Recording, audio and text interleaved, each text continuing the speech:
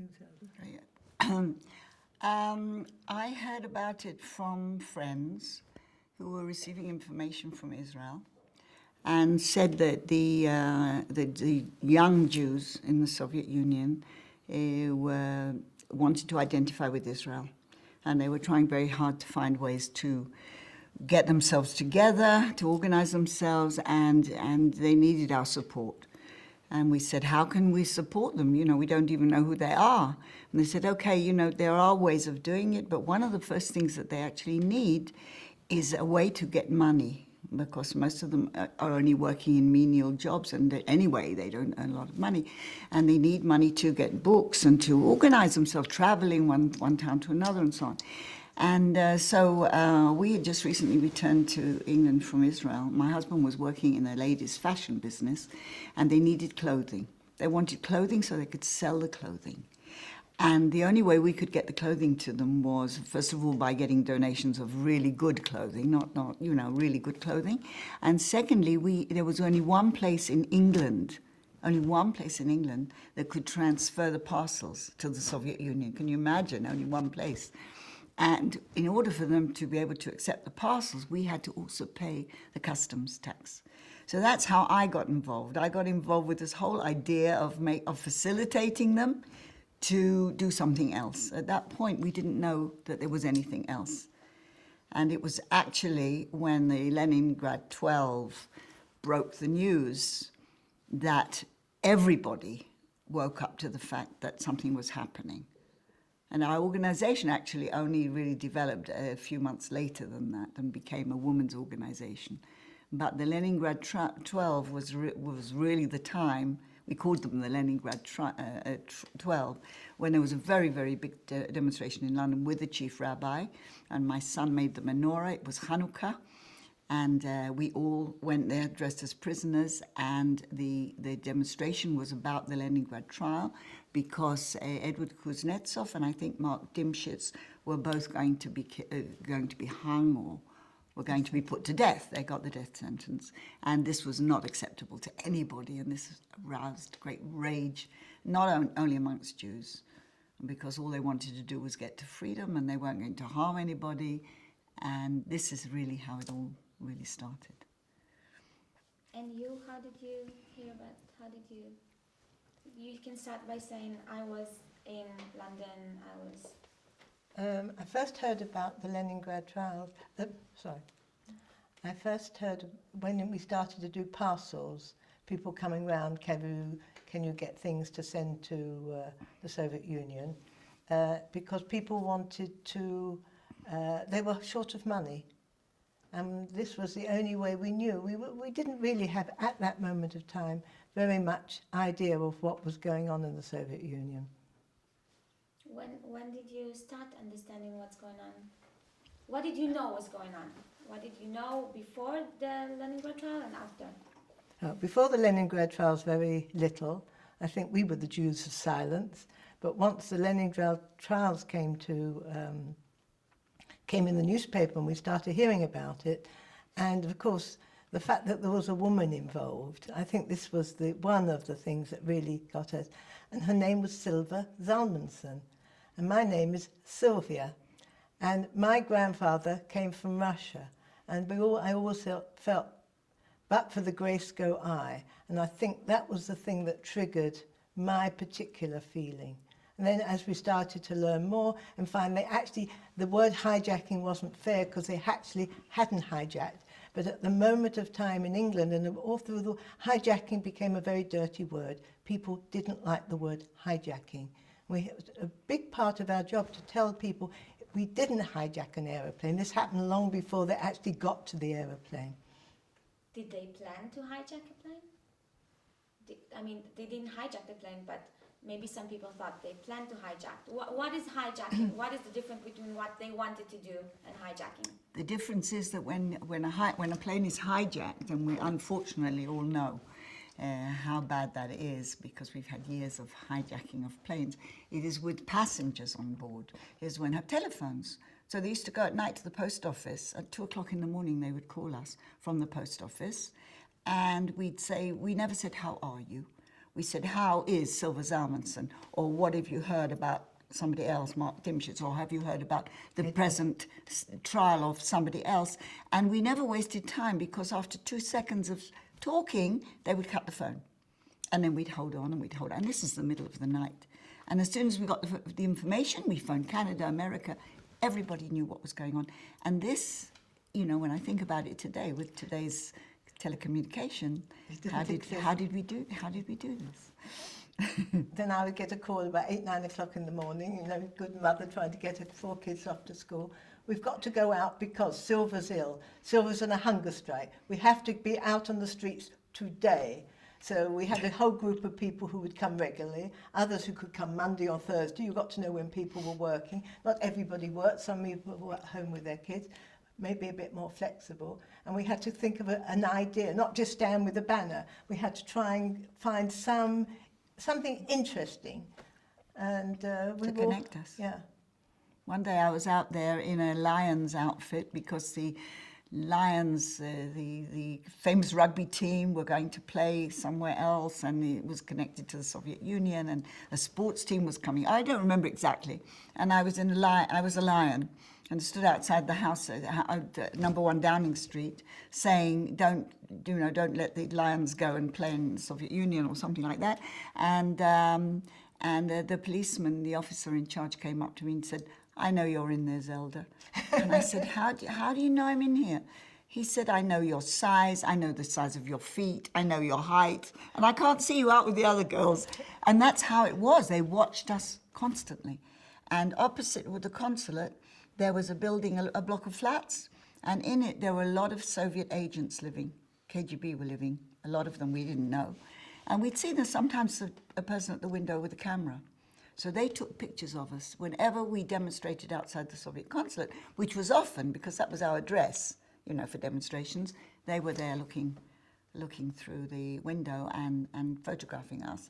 And then there was a bit of a scandal in Moscow about an English agent. So the Soviet agents were removed from England and the English agents from... So then they stopped taking photographs, but for a long time they were doing that. Why do you think the Soviet Union reduced the death sentence after, I think it was 8 days? Why do you think? Can I ask you girls to move a Sorry. bit towards each other? Okay. You also? Because of the because of the world outcry. Just a second. La telephone? Okay. That's how much millimeter. Okay. Because of the world outcry. We'll start in a second because he needs to fix it. But if you can start the sentence with, I believe the death sentence was reduced because. Okay, you want to say it? You can. I like the fact that you saying half a sentence and you saying half a minute. It's really nice. It's really nice. Actually, yeah. Okay, I'm gonna ask you a different question and then go back to that question because. So, what made you do Aliyah? Well, I think we were always standing on the streets fighting for the Jews in prison in Russia to go to Israel, and we were sitting in London in a free state, and we could do what we liked. I think this was part of the impetus for us to make Aliyah. And then in the middle we had the Yom Kippur War, and that really was our big decision. I was here before. I came to Israel when I was 18 in 1949 and went back to England and then came back again to Israel. And then, unfortunately, through circumstances, went back to England with my family. And that's when I met Sylvia.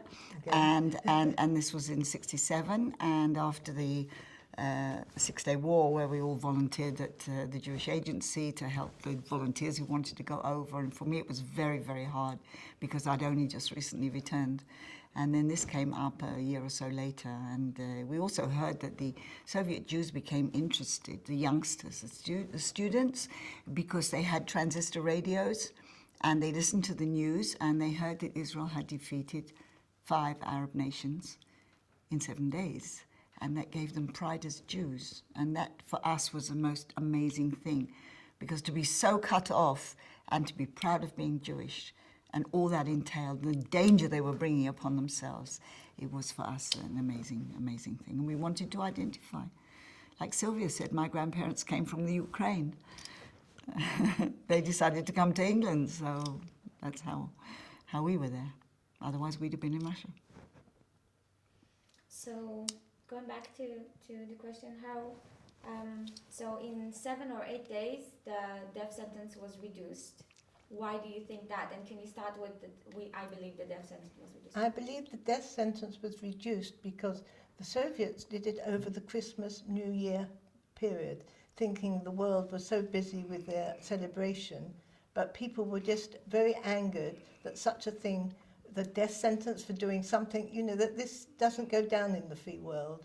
And I think that the response, they were very sensitive, the Soviets. This is one of the main things that we found. They were very, very sensitive to criticism. They wanted the, what was it, the nations, the favourite... You mean the European nations? Yes, no, no. Oh, you mean the G8? No, you didn't I'm call sorry. the G8.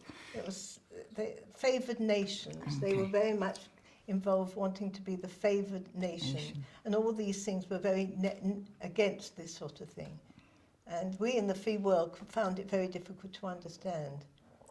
And of course, as a result, the whole issue of freedom of movement became very big, and then there was the Helsinki Agreement, and the Soviets still weren't a part of it.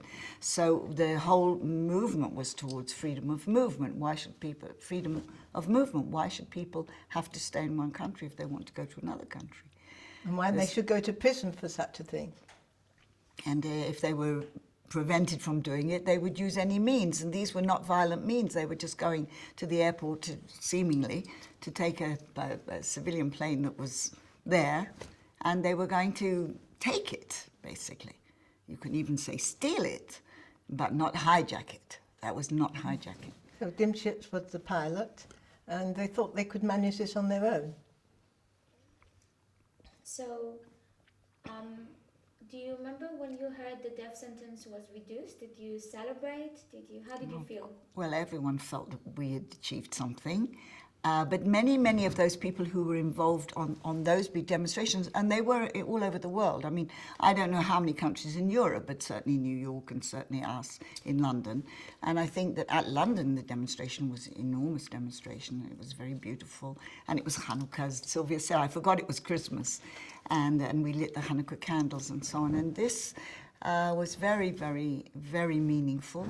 And the whole world kind of picked up the idea. And anyway, most of the free Western world not very keen on the Soviet Union, you know. So it was not there was a love relationship with them. I think it also gave us a sort of feeling to inspire us that by us, a group of women in London, going out to do a demonstration can really affect what happens to somebody in prison in the Soviet Union. I think this is what was our inspiration. Every time we did something, or somebody was freed from prison, or somebody heard from somebody who was in prison, it really gave us the impetus to continue. Otherwise, it was a sort of doing something here and something there, but not really having much connection in the middle. And also, we started adopting families. And making phone calls. You see, as Sylvia became involved with Silva, it was almost as if she adopted her. And we were given a list of the most active families, the first 12 or 13 families, and we distributed them. I had two of those families, and they became our adopted families. So we identified with them, although it took many, many years before we actually, most people didn't speak to them, but before we actually saw them physically, and that meant we had to go there. So these relationships were quite unique. I think it's one of the most inspiring periods of Jewish history that ever was. When we sent a letter, they had to sign it, and we used to get a pink form back to say that they had received the letter. Hopefully they had received the letter and its contents. When did you hear, I don't know if you were together or not at that point, but Sylvia's album song was released. Do you remember when you first heard the news? Where were you at and how did you hear the news? What year was it? 1974, August 1974. Oh, we were here. No, I wasn't here. I was in London. Oh, You were here already, I was here. yes. You were here. I was in London. Still. Do you remember? Can you tell me? I was in Israel when I was in Israel when Sylvia was released. I didn't go to the airport because we weren't sure what was happening, but she was in Beit Milman. She was in the Merkaz Klita, and we ran off to see her, and it was For me, very emotional, probably less for her, because I was Yeah, just 'cause I some wasn't crazy lady coming Oh, in and for flinging Sylvia. my arms around her. And, you know, I'm Sylvia and she's Silver.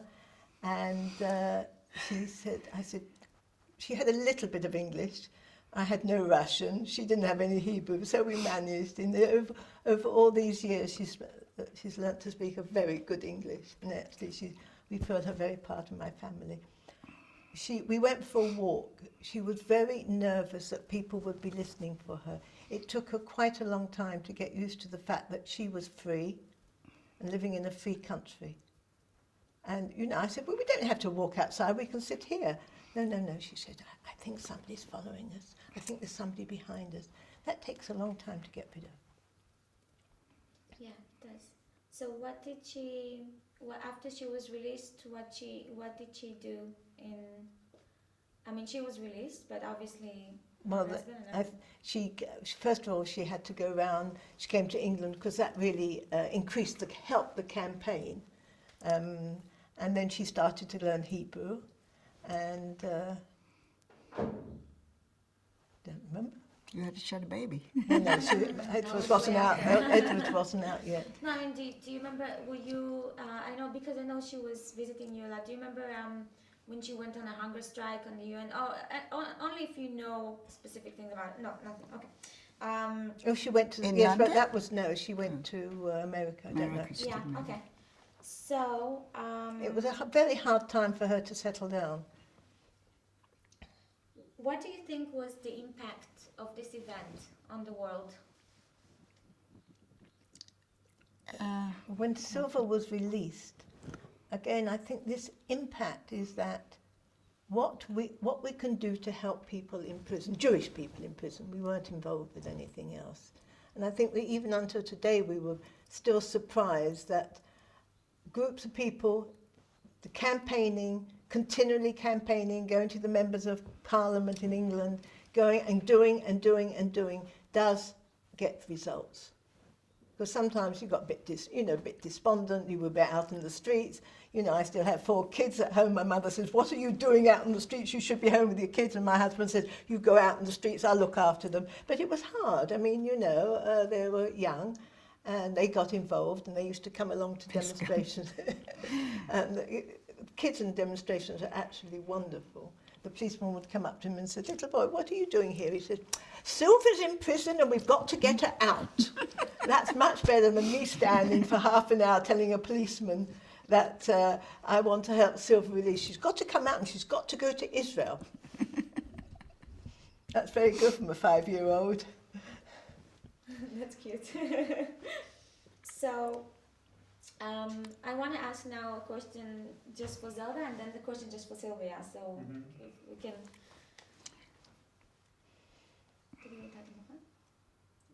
Okay. So, Zelda, I remember we talked about it. So, I remembered that you are the person to tell me what is the difference between a dissident and a prisoner of Zion. Okay. Can I speak or am I still? Are you filming me? Yes. Okay. Because I want to remind. I don't know if you're going to ask me the other question. Okay. Okay. I feel very strongly about this whole subject, particularly because, as Sylvia said, we were Jews that went out on the streets, and people used to come up to us and they used to say to us, what are you Jews doing on the street? Or other Jews would say, you're going to create anti-Semitism. It's not nice to be seen on the streets. But we knew that secretly the police admired us and the British politicians admired us. So we didn't really feel we were in a hostile place. But we could have been. So because we were becoming stronger and stronger, and because we were getting more information about when Soviet notables like ministers or famous people came to Britain, we became more and more active and more organized. And we approached the groups of people who were for human rights. We approached people who were for the Latvians, the Lithuanians, who were living in London, all their priests had been killed. There were a lot of people living in England who were not Jewish, who also had an agenda with the Soviet Union and really had great pain. And we said to them, come along with us and stand on the streets with us. You don't have to do anything. We'll give you the banners. Just be there. And nobody came. Nobody came. And it was as if the people who were not Jewish were giving lip service to human rights and to Sakharov and all that, but they were not really doing anything about it. Scientists, doctors, people like that could stand up, and they didn't.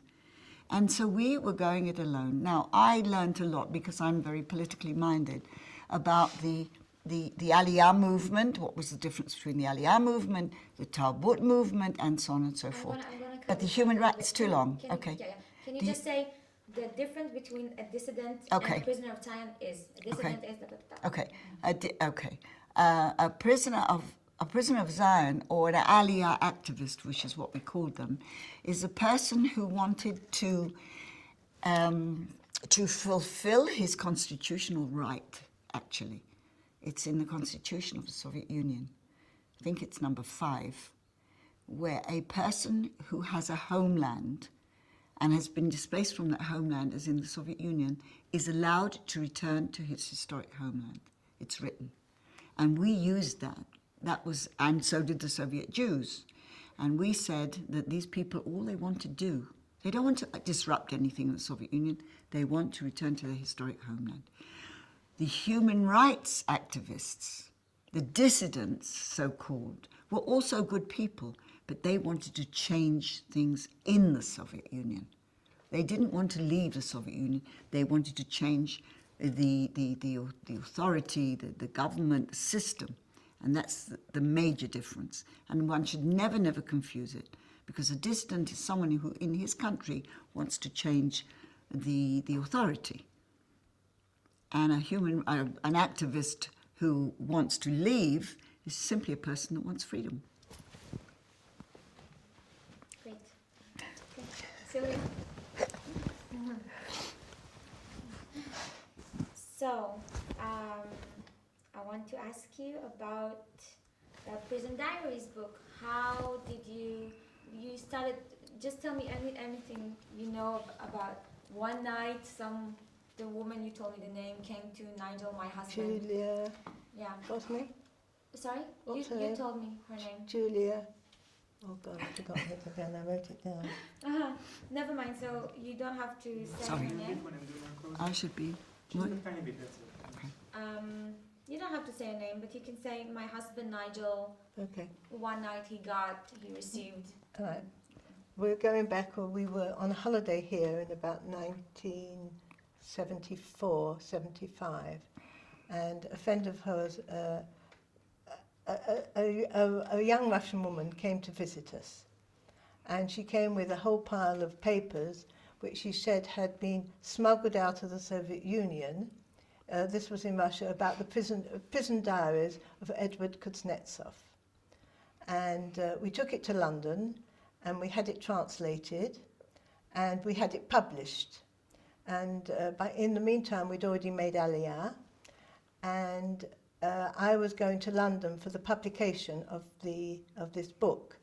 But Sylvia Zalmanson was released from prison, and she went to London for the publication of this book, which was in English. How was the book published? How was it published? My husband Nigel had it published, and he paid for the translation, and it was just felt something that we could do. It was quite an eye-opener if you read the book. And Edward had been in prison before, but this time he was in prison fighting for Aliyah. So you got those small papers? No, it was already been written. It came, I understand, I think through his relation, Bonnie, what's her name? Sakharov. I think it came through her. Oh, through Elena Bonner. And then it came to Julia and brought to us. How many people actually had a hand in it, but it came to us because we were English speaking, and she knew we lived in London, and she knew I was involved, but my husband took on that job, and he got it translated, and it read well, and we had it published, and I think I was here. Sylvia went to London. I've got a lovely picture of my mother and Sylvia holding his book at the publication. And then when she came back, we travelled around the country together, trying to promote the book. And sort of the story is I'm Sylvia, who came to Israel on her own free will, and this was Sylvia, who had to wait 4 years in prison and had to come to Israel that way. And my grandfather came from Russia, and he left under poor circumstances because they were very poor. And her grandfather lived in better circumstances, so he stayed in Russia. And here we are, both in Israel. And that was sort of the story we tried to promote the book. That's good. Good. We have it. You're not going to do the Ingrid Bergman story? Oh my God! Yeah, I actually want to ask Doreen that, but do you? No, have- She wasn't in the with her. Oh no! So okay, I'm sorry. Doreen will tell you about Ingrid Bergman, but not that part. Okay, so- Because I was given the task of looking after, and I think what she said, because everyone knows who Ingrid Just a Bergman second.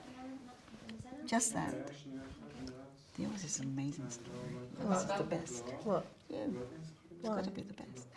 Because everything, your connections, everything. Nobody else has got that story. Nobody else has got that. Okay. Vitaly? So. If you talk about the medallion a minute, the medallion and Ingrid Bergman, and we show it? Doreen will tell you the story about the House of Parliament and another. No, tell me the story you wanted to tell me about Ingrid. About Bergman. Ingrid Bergman, Yeah. okay. Well, because we haven't spoken about the medallion, The medallion. Okay. so you need to put it in somewhere else maybe. But the medallion, it was actually Doreen, but the medallion idea came up. No, we had to find a way of raising money and making something beautiful that people would like to wear. So the idea of a bracelet and that we didn't like, and somebody came up with the idea of the medallion. He was a jewellery designer, and so the medallion was designed with Sylvia Zalmanson, and we started to sell it, the USSR, Jewish prisoner of conscience. And it started to go all over the world. And Ingrid Bergman heard about it. And we offered her that she should come to London and to be with us and do some work for Sylvia, and we would present her with a gold medallion, which was what happened. But when Ingrid Bergman came, we were busy doing demonstration. The organisation, they were busy outside the hotel and outside everywhere doing demonstrations about Sylvia. And Ingrid Bergman was at a bit of a loose end because she had to be interviewed by the BBC. So Doreen, who was in charge of everything, and Sylvia, who was in charge of the demonstration, said, would you take her? Would you look after her? So I said, fine. So Ingrid Bergman came up, and I was kind of, shaking, this amazing, beautiful, wonderful woman that everybody adored, and great actress. And we went into a room in the hotel where we were having also a dinner, which was a prisoner's meal that the girls our women had organised for her. And we went up to a room, and I'm sitting with Sylvia, and the BBC lady is there. And she starts to, no, Sylvia, I'm sorry. I'm sitting with Ingrid Bergman, and she starts to ask Ingrid Bergman about her life. And she says to Ingrid Bergman, who we all know, had a child out of wedlock, was almost disenfranchised in America, nobody would see her movies. She had to move to Sweden. She moved finally with her husband, and she moved. She had to move out of Sweden, and she had to move out of America, and people were asked not to see her films, and it was absolutely devastating. And so the woman had said to her, you suffered so much as a result of this. Is this why you identify with Sylvia? And she stopped, this beautiful creature with her beautiful brown eyes, and she looked at her and she said, what happened to me, I brought on myself. All those decisions were mine.